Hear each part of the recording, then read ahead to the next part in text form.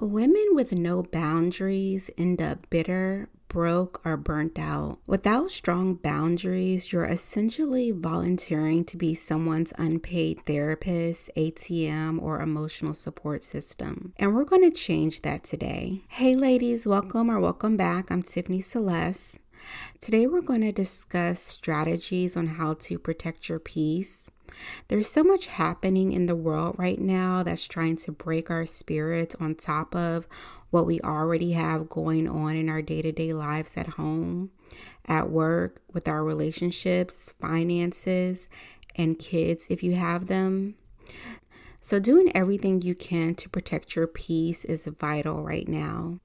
That also means protecting yourself physically, whether that is signing up for a self-defense class like I mentioned in my prior video, or researching concealed carry license for your state. Stay ready so you don't have to get ready. For me at this point in my life, I am so protective over my energy and my peace that I will cut off any person, friend, family, relationship, career, or anything else that disrupts my spirit. I just feel like our time here on earth is so valuable and we're here for such a limited time. So I refuse to spend it in any kind of discontentment, either self-imposed or by anyone else. And sometimes that may look like having the self-discipline to cut off things that are not serving me.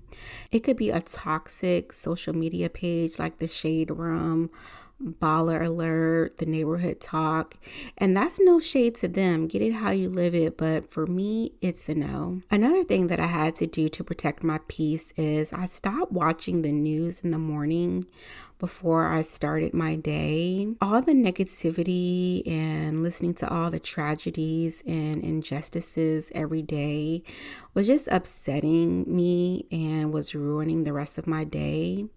Maybe for you, protecting your peace and setting boundaries looks like not overspending on useless subscriptions or $500 wigs or $200 nails. Maybe instead you use that money to build up your savings so that you're not in the red every month. Maybe protecting your peace and setting boundaries is cutting off that struggle love relationship you're in. And I did just that. I walked away from a 4-year emotionally abusive relationship and moved 2 states away and started a whole new life. Now I have the luxury to work for myself and I can go to the beach every day. You have to be very intentional about making room for the people and situations that fill up your cup.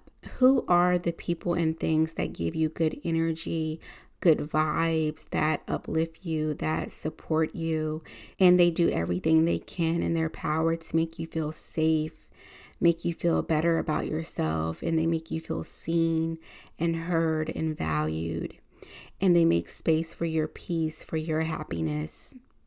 For me, there's no more room for negativity. You have to get to a place where there's no more room for negativity, okay? Life is way too short, and I know I'm done dealing with people who drain my energy. I feel like if the situation or the person doesn't add value to my life, with all due respect, you have to go. So let me remind you, set your boundaries with yourself as well as with other people, so that your peace and your well-being remains intact. I think we can all use a refresher on how to master the art of setting boundaries and protecting your peace. I feel like now more than ever, women need to guard their energy and their space. And as a reminder, you can still sign up for a sacred session call with me. I have availability for the Sacred Standards session where you'll uncover your personal woman code, which becomes your filter for attracting high quality relationships, opportunities, and experiences that align with who you are. Or book a sacred self-care session where you'll design a sustainable self-care practice based on your values that fit your lifestyle while protecting your peace and prioritizing your well-being. And I'll have the links for you in the description box below.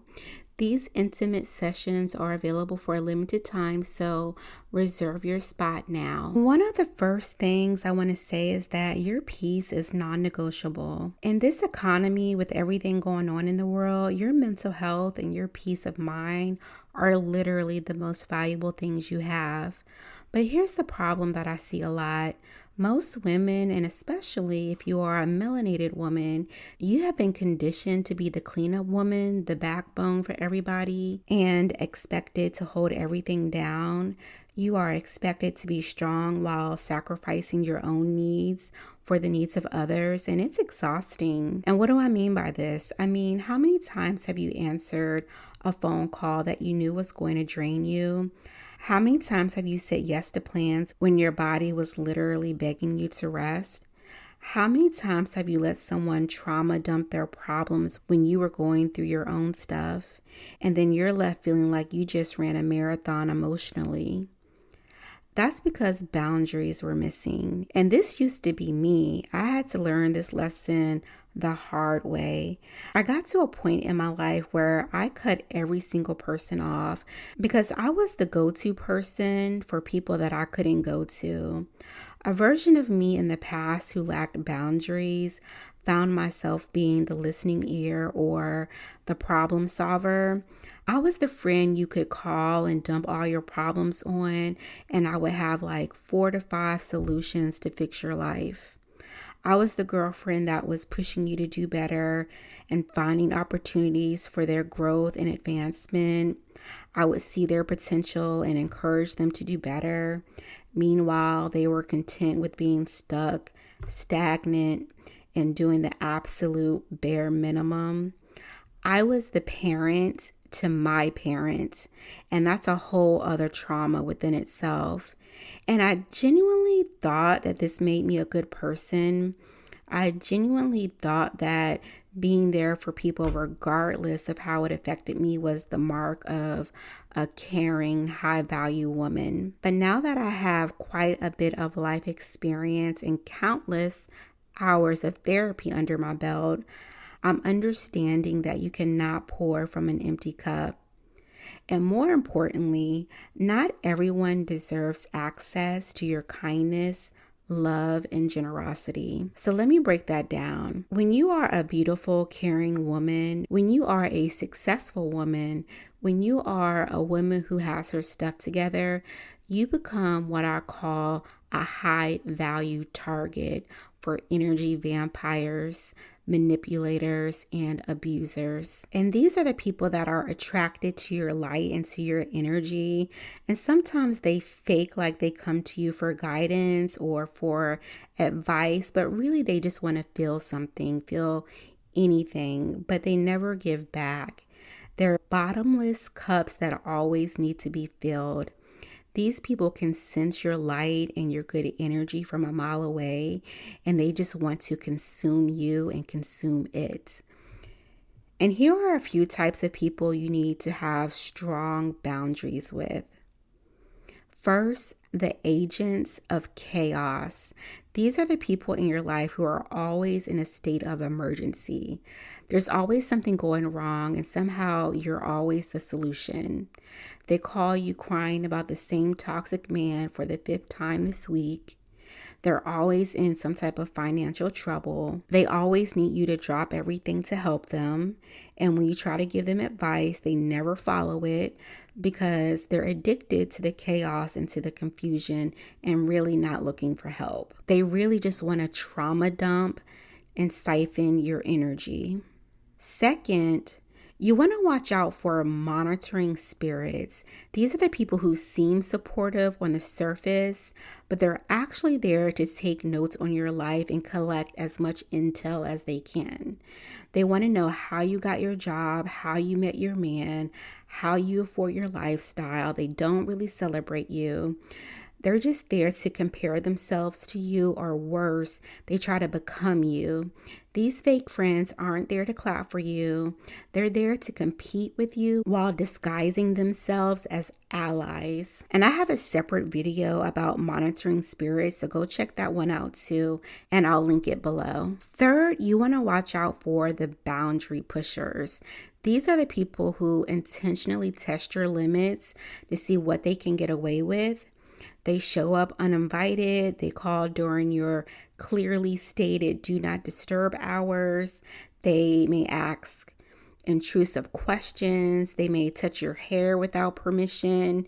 And if you're a Black woman, touching your hair is an absolute no-no, but people will try to test your limits anyway. They may even borrow things without returning them. They're essentially saying your boundaries don't matter to me. So how do you actually set boundaries with these people? First, if they've done something completely egregious, just cut them off, because people know when they are doing wrong, and we're too grown to be explaining bad behavior to adults. Cut them off. You don't need closure. The explanation was in their toxic behavior. And as the saying goes, action speaks louder than words. Their actions told you exactly how they feel and what they think about you. Second, if it is a situation where a boundary can be established, then you have to get comfortable with being uncomfortable. Setting boundaries will feel strange at first if you're not used to it. And I say this with love to all of my people pleasers. You may even feel nervous, you might feel guilty, but it's better to have temporary discomfort in the moment when stating your boundary than to have permanent regret for not honoring your needs. So let me say that again. It's better to have temporary discomfort in the moment when you're stating your boundary than to have permanent regret for not honoring your needs. And setting a boundary doesn't have to be confrontational. And here are some practical phrases you can use. You can say, I care about you, but I don't have the capacity for this right now. Or I'm not available at this time, but I can connect on Tuesday at 2 p.m.